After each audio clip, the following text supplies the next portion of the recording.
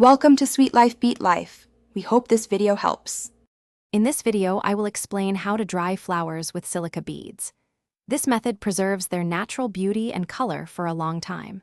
First, gather your materials: fresh flowers, silica gel beads, an airtight container, and small scissors. Choose flowers that are fully open and free from any moisture or imperfections.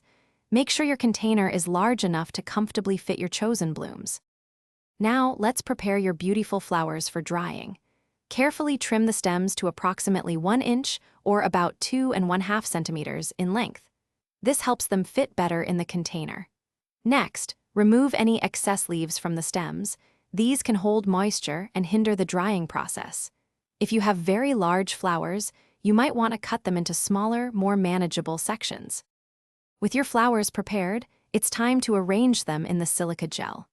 Begin by pouring a layer of silica gel, about 1 inch deep, into the bottom of your airtight container. Gently place your prepared flowers upright on this layer, ensuring they are not touching each other.